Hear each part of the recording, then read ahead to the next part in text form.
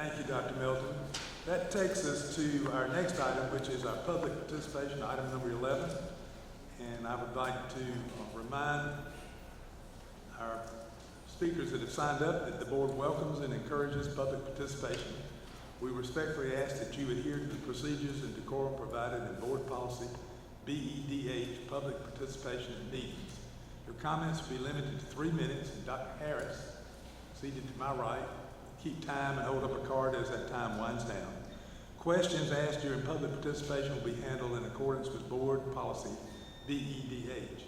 I'd also like to remind our speakers that asking questions that have inappropriately identified a student or a family will not be addressed. Matters pertaining to protected personnel records will also not be addressed. And I read that in direct response. I see that someone has signed up regarding the suspension. So we want to make sure we protect the students' rights, we protect their rights at all times, and that we don't want to cause this to go into a place where things are divulged that would abandon any appeal that might be going on in any kind of disciplinary action. So I would ask your indulgence in that and your careful protection of our student rights. So with that, the first person we have signed up is Cindy Williams. Ms. Williams.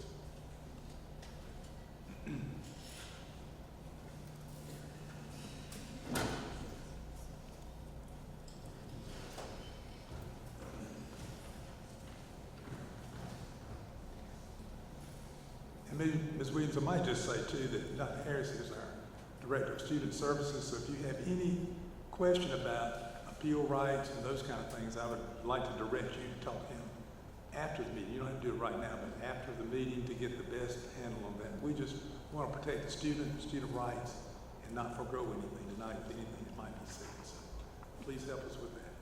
Okay. I'm Cindy Williams. This right here is my daughter. I come home to this last Thursday afternoon. She got off the bus, hysterical, and I come home to this. There was an incident on the bus of my daughter not initiating a fight, not even initiating a contact. The other student initiated verbally and contacted her. So she retaliated back, which is anybody would do that. If somebody comes and starts cursing at you, or somebody comes and invades your personal space with their hand by slapping them, yes, she's gonna come back. And that's exactly what I've taught her, because she's seen physical abuse towards me in my relationship. So she knows that don't let any male hit you, don't let any male down you or curse at you. That's what I've instilled in her. And at that particular moment, that's what happened. This student decided, and they wasn't even having a conversation. He took it upon himself to curse at her. And then eventually, yes, there was words exchanged. Of course, they're kids. There was words exchanged. He got up and made the first initial contact with her by slapping her.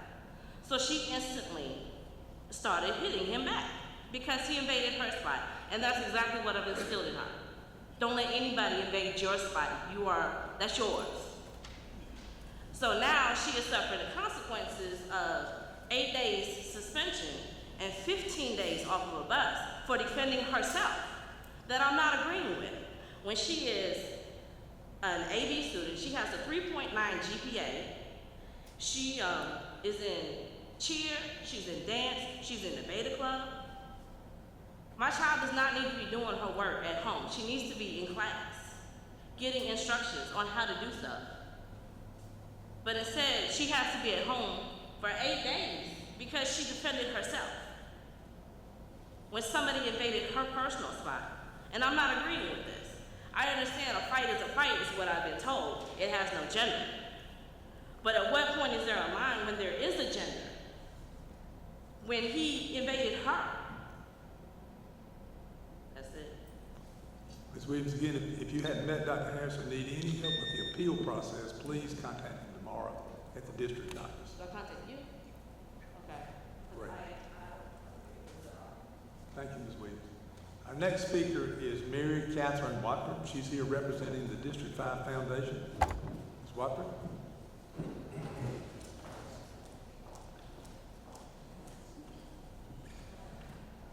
evening, everyone. I'm Mary Catherine Watford. I'm the Executive Director of the District 5 Foundation, as Mr. Gant just said. But with the District 5 Foundation's 9th annual fall event, Evening for Education, right around the corner, I wanted to come tonight and extend my sincere gratitude to the entire school board and Dr. Melton for all each of you does for the foundation and for the entire Lexington-Richland 5 community. The foundation is so grateful to have Dr. Melton and Mrs. Hutchison sit on our board as ex officio members. The knowledge the foundation gains from this partnership is immeasurable, so thank you so much, ladies, for giving us a little time every so often.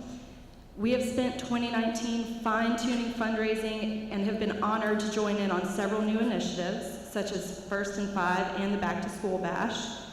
And we're looking forward to see what we can accomplish as a team in the future with these programs and so much more.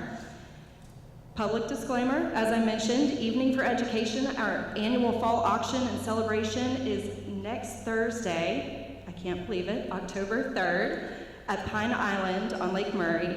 If anyone is interested in learning more about this event or joining us that evening, please check out our Facebook page or www.district5foundation.org for more information. I would love to see all of you in front of me here and all of y'all behind me also there.